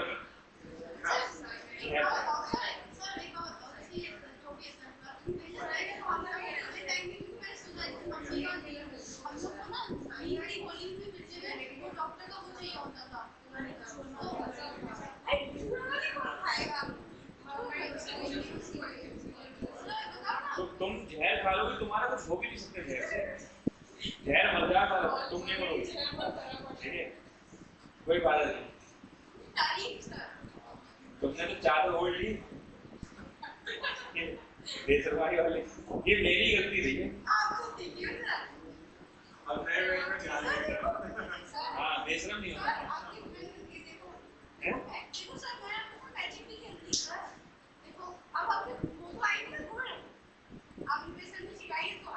बहुत बढ़िया, बहुत। अगले मैच में भी ध्यान रखें कि क्या सिखाना है क्या नहीं सिखाना। पिन मनी,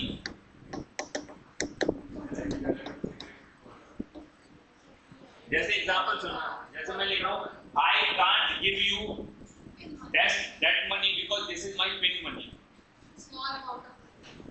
इसका मतलब है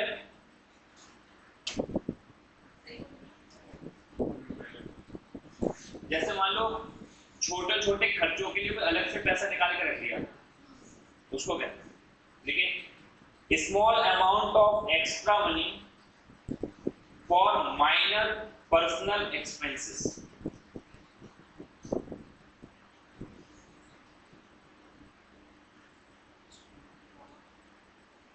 तो इसको कहते हैं पिन मनी। तो जितने भी औरतें अपनी पत्नियों के पैसे से पैसे निकाल के at the time of washing रखती हैं कि चलो ये छोटे मोटे काम में आएंगे, मतलब गोलक पे खाएंगे या बच्चों को कुछ दिलवा देंगे पैम्पर है, तो ये सारा पैसा पिन मनी होता है। या मतलब स्टूडेंट लाइफ में पॉकेट मनी, वही बहुत सारा होता है। हाँ, तो इसको पिन मनी कहते हैं। या फिर स्टूडेंट के लिए जो पॉकेट मनी मिलती है उसको भी पिन मनी कहते हैं कि अपने पर्सनल खर्चे के लिए छोटा मोटा है। अब कुछ 10-15 लाख तो नहीं घूमते, घूमने का जेब में डाल के, तो ऐसे ही 2-4 हजार तो जेब में डाल के घूम रहे हैं। इसको लिखे छोटी मोटी व्यक्ति, तो हो गया हिंदी में, उसको लिखे मीनिंग इसका। She used her pin money to buy books. एग्जांपल, सी यूज्ड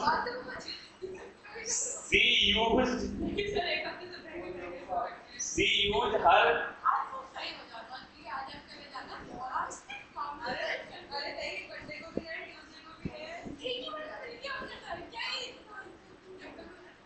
लोग अलग लेकिन वो तो कल मैंने पी खाई नहीं, मैं गला में सूखा था, मतलब 25 बार बोलता था। She used her pin money to buy books. उसने अपनी किताबें खरीदने के लिए पिन मनी यूज की थी।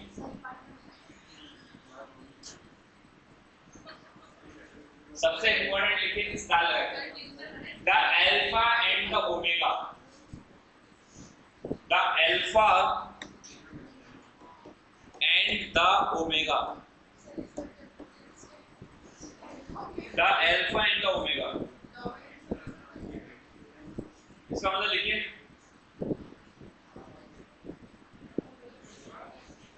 The beginning and the E and the end. The beginning, A and the end, the end, E and D. प्रारंभ और अंत, the beginning and the E and the end. Everything.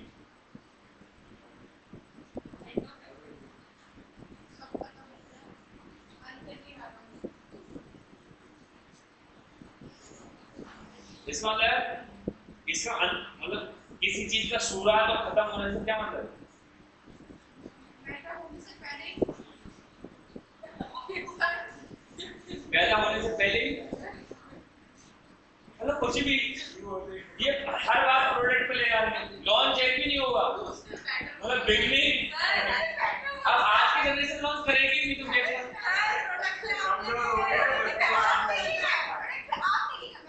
आप बोलो क्या बोलो? पैदा होने से पहले ही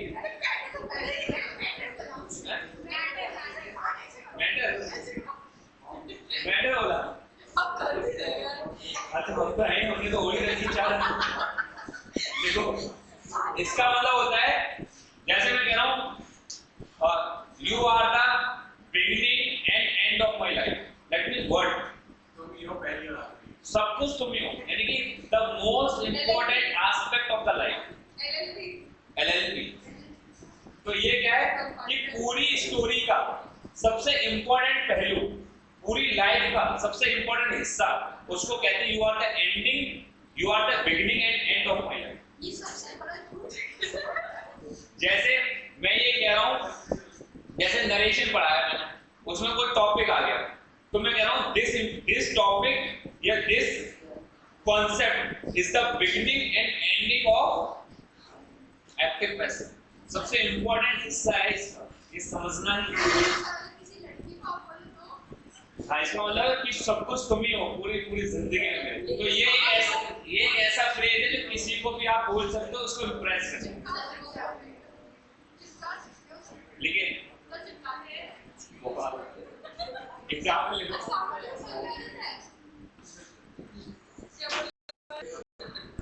लिखो क्या लिखा, the alpha and the omega.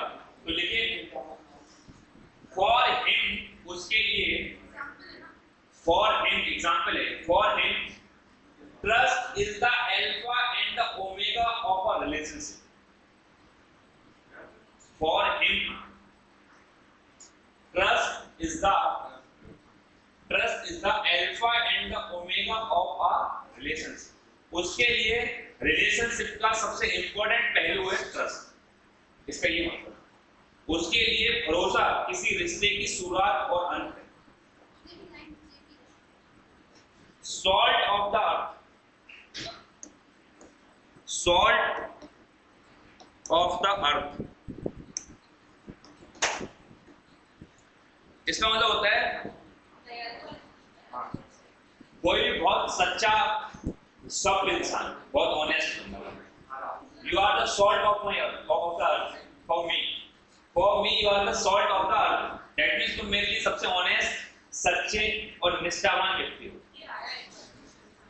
बहुत बेटा सारे पेपर के लिए, लेकिन आप very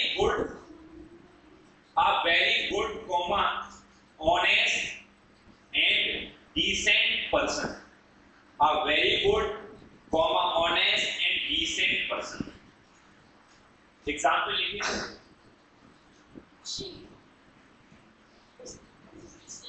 my grandfather was the salt of the earth, my grandfather was the salt of the earth।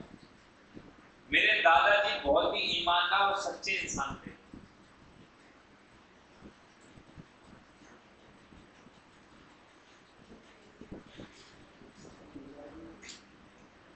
Red herring, आ रही छोटे छोटे तो ज्यादा ही लिखना है भाई। रेड हेरिंग, रेड हेरिंग का मीनिंग लिखिए,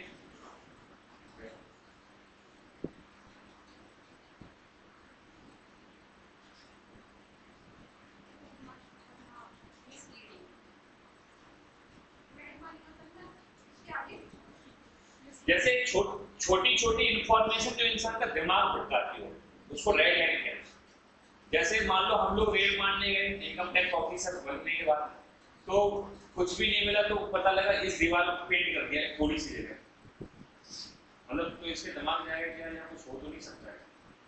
या फिर मान लो थोड़ा गड्ढे, ये स्लेट पड़ी हुई, मतलब सीट्स, एक सीट अलग कलर की पड़ी हुई, दिमाग होता है कि यहाँ पे कुछ और मैटर तो नहीं, मतलब कंट्रैक्टर सोना चांदी करते हैं।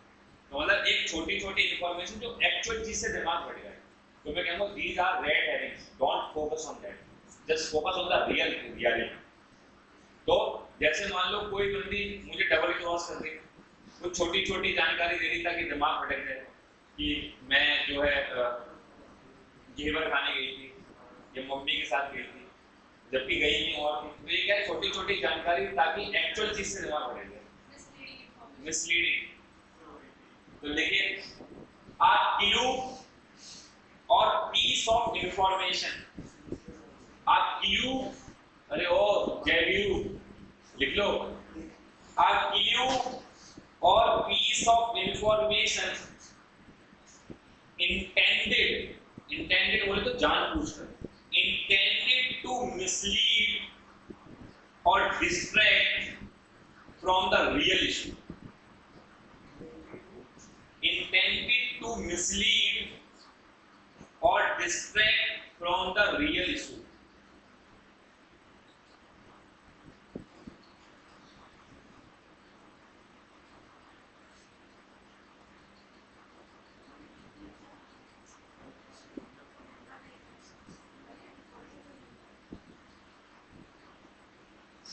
That information was a red herring for me. वो इंफॉर्मेशन मेरे लिए दिमाग भटकाने वाली थी।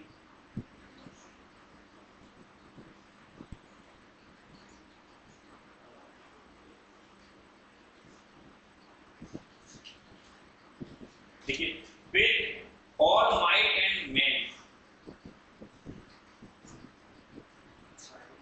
बोलो तो main and main, with all might का मतलब होता है शक्तिशाली, शक्ति, एंड मेन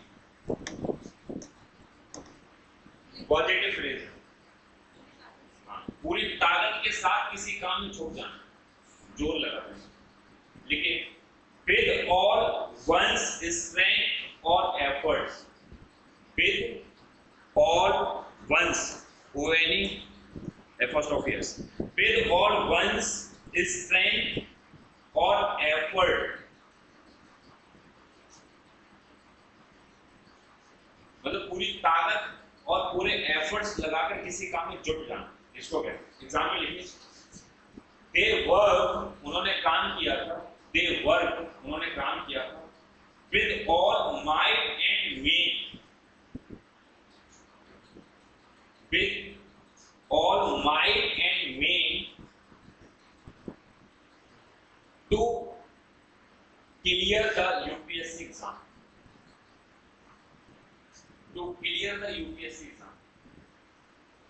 उन्होंने पूरी ताकत के साथ और पूरे एफर्ट्स के साथ काम किया था यूपीएससी एग्जाम को क्रैक करने के लिए। देखिए, nail one's colours to the mast या मैस, MS,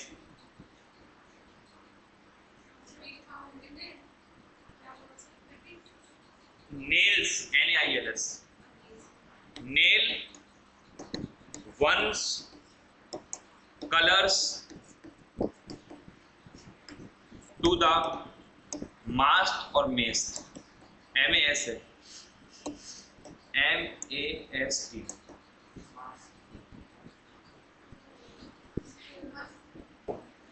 मस्त है बेटा।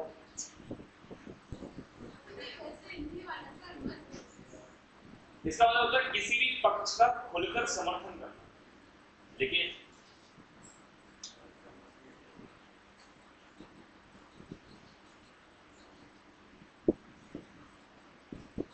to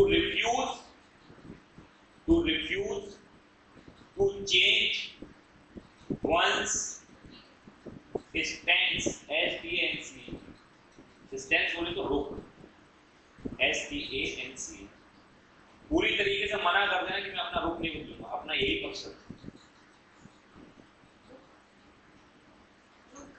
रुख, स्टैंस। इसका मतलब जैसे कोई बिल पारित हो रहा है, राहुल गांधी कहता है नहीं ये बिल ये गलत है, पूरी ताकत के साथ अपना क्या मत रखना, पूरी ताकत के साथ मत रखना। देखिए,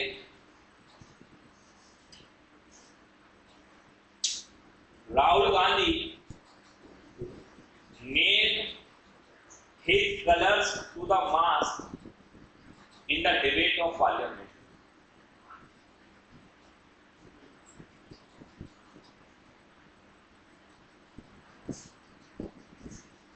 Rahul Gandhi nailed her colors, his colors, to the mast in the debate of parliament. Rahul Gandhi ने डिबेट ऑफ पार्लियामेंट में अपना रुख पूरी ताकत से रखा। अगला देखिए, स्ट्रेन एवरी नर्व, स्ट्रेन का मतलब होता है छानना, एवरी नर्व, हर एक रग, नर्व है वो होती है बेटा नस्ल, हर रग रग को छान लेना, रग रग छान लेने का मतलब समझते हो, इतनी ज्यादा, इतनी रग रग छानने वाले ये नहीं है, मतलब पूरा मैंने सही बोला था। मतलब किसी भी काम को करने की हर संभव कोशिश करना, इसको कहते हैं टू स्टेन एवरी नर्व, पूरे के पूरे हर एक चीज अप्लाई कर देना कि भाई जैसे मान लो मुझे कोई कॉन्ट्रैक्ट लेना ही लेना, पूरी ताकत झोंक देना उसको, सारे मेथड्स अप्लाई करना, सारे साम दाम दंड भेद सारे, मतलब अपने काम के लिए गधे को बाप बनाने से लेकर के किसी की मिस इन्फॉर्मेशन लेना, किसी को चीट कर देना, सारे एफर्ट्स डाल देना, इसको कहते हैं strain every nerve, just try to strain every nerve, definitely you will reach to the solution, तो पक्का सॉल्यूशन पे पहुंचो, यही काम है। इसका भी एग्जांपल ठीक है,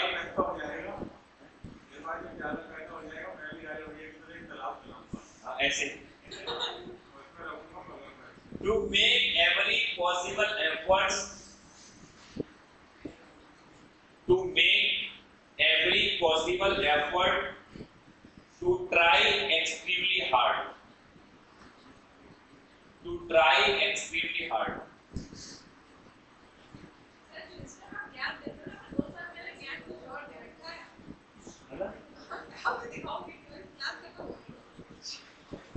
इसमें ना यूट्यूब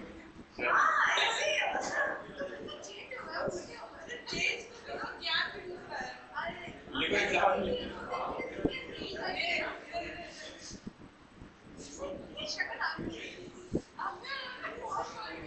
मेरा पहला पेपर निकला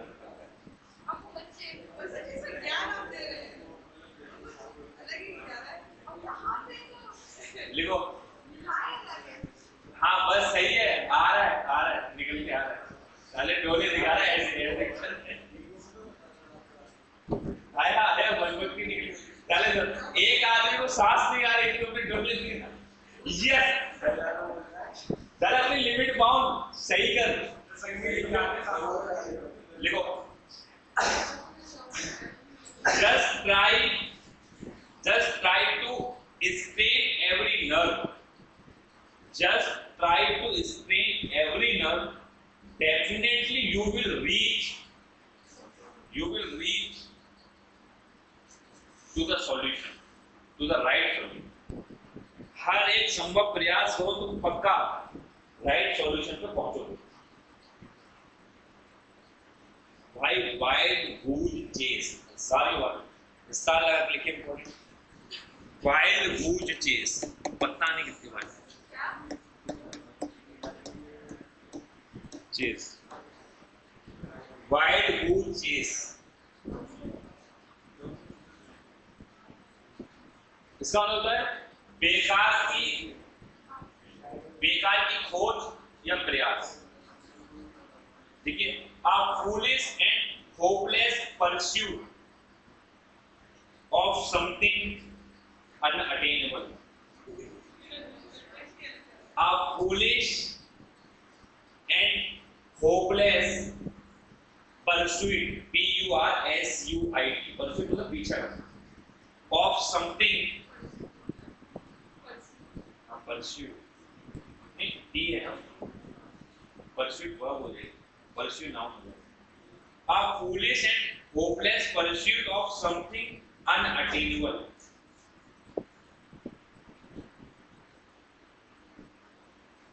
किसी भी काम के पीछे व्यर्थ या बेकार का प्रयास जो किसी भी नतीजे में नहीं पहुंचाएगा। जैसे ध्यान से सुनना, जैसे आर्यन सोच रहा है कि मैं ट्रम्प की लौंडिया से शादी कर लूं, इसने पूरी ताकत झोंक दी अपनी यूएस का वीजा बनवाने में, और फिर अपनी प्रॉपर्टी की बेच डाली कि यूएस का वीजा बन जाए, वहां रहने के बाद व्हाइट हाउस के आगे पीछे चक्कर काटने में, और रिजल्ट जीरो रहा। तो मुझे पता था कि इम्पॉसिबल है थोड़ा सा, और पूरी ताकत होगी, सही है। तो इसको क्या बोलते हैं? वाइल्ड गूज चेस। वाइल्ड गूज बोल चेस मतलब है कुछ ऐसी चीज के पीछे प्रयास करना जो निरर्थक है। अभी आप एक काम कर लीजिए ना, बस उसको समझ जाइए। ऐसे ही काम ना अपने आप हाँ नहीं देखेंगे भाई, मगर व्हाट्स वाली ठीक है पर्सनल में ठीक लगेगा काम के सर्वर लाइक जेनिफर आप ही रखेंगे मुझे मेरा नहीं पर्सनल हमारे ठाकुर अरे जेनिफर और पर्सनल ठाकुर ही है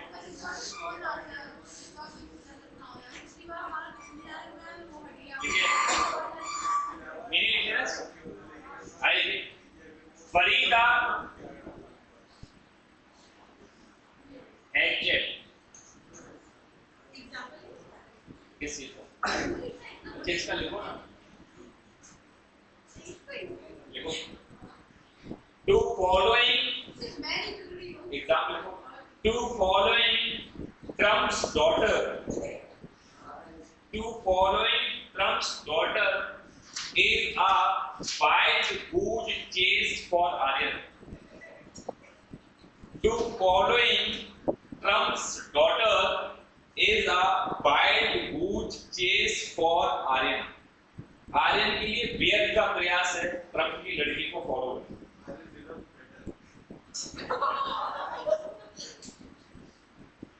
Keep up with, keep up with,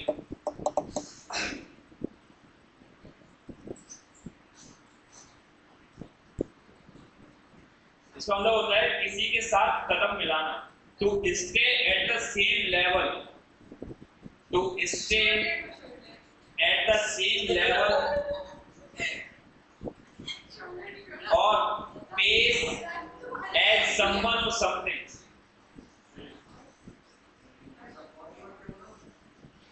to stay at the same level और पेस एज समवन और समथिंग। पेस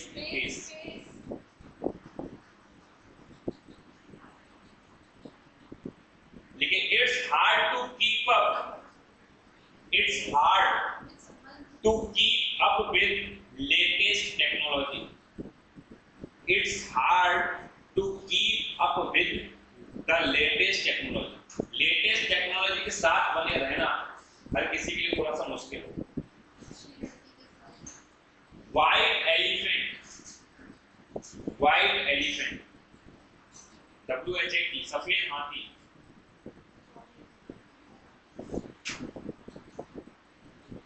लेकिन इसका मतलब होता है कोई ऐसी चीज किसी इंसान ने खरीदी जो बहुत महंगी है और उसके लिए बेकार है। जैसे एप्पल का फोन खरीद लिया और किसी 70 साल के इंसान ने गांव से बिलोंग करते हैं, उनके लिए बेकार है, महंगा बहुत है मगर उनके लिए बिल्कुल बेकार है। यानी कि कोई ऐसी महंगी चीज खरीदे नहीं, सोना ठीक है मगर यहाँ पर सीन आ रहा है कि उस इंसान के लिए जिसका वो इस्तेमाल नहीं जानता, महंगी चीज मगर उस सामने वाले के बेकार है, ये ऐसा है। तो आईफोन किसी के लिए ठीक हो सकता है वो अगर इसका यूज जानता है तो, और ऑटो वाला भाई अगर आईफोन लेके घूम रहा है तो उसको कोई यूज नहीं, उसका रखरखाव इतना मुश्किल हो जाएगा, उसका मेंटेन इतना मुश्किल है। जैसे गिर गया फोल्डर पड़ रहा है मानो पड़ा 15,000 रुपए का, 18,000 रुपए का, अब रखरखाव इतना मुश्किल है कि तभी तो कहते हैं हाथी पाल तो लिया, खिलाना बहुत मुश्किल है, पालना बहुत मुश्किल, तो उसी को कहते हैं व्हाइट एलिफेंट। जैसे मैं कह रहा हूँ your helicopter is a white elephant for you, उसके दो कौन रख रहे हो, जब हेलीकॉप्टर होगा तो 2 पायलट होंगे, उसका सरकारी खर्चा सही है, और तुम घूमोगे कब, कभी कभी हेलीकॉप्टर से जाओ, डेली जाओगे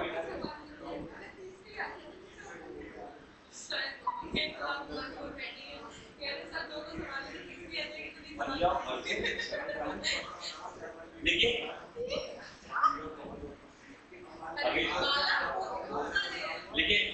आप पोजीशन व्हाइट एलिफेंट का मीनिंग लिखो, a possession that is expensive possession that is expensive to maintain, a possession that is expensive to maintain and useless or troublesome. troublesome समझते हो ना, जोखिम भरा, जो परेशानी करता हो।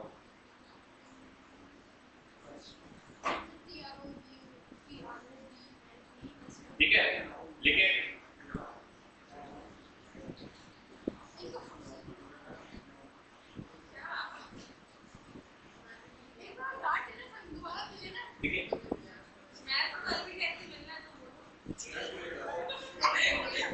देखिए, an apple phone is a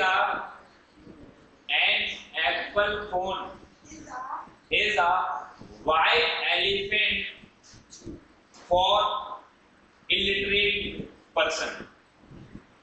An apple phone is a white elephant for an illiterate person. एक अनपढ़ इंसान के लिए white phone, Apple phone white elephant के समान। A cut above, a cut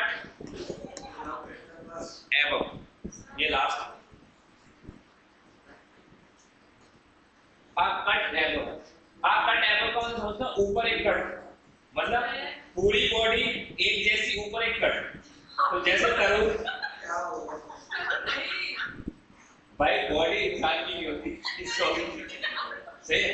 तो इसका मतलब जैसे तरबूज है, पूरा तरबूज सही है, उसके ऊपर एक कट लगा, दैट मीन्स ये हो गया कि एक बहुत बेकार आदमी में एक छोटी सी अच्छाई दिखना, या एक बहुत अच्छे इंसान में छोटी सी बुराई दिखना, जिसका ये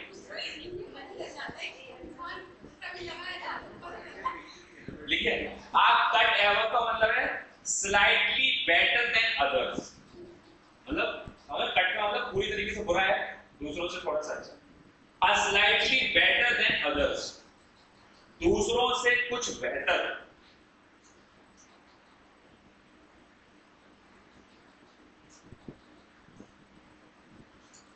लिखिए, हर boyfriend is a cut above the others,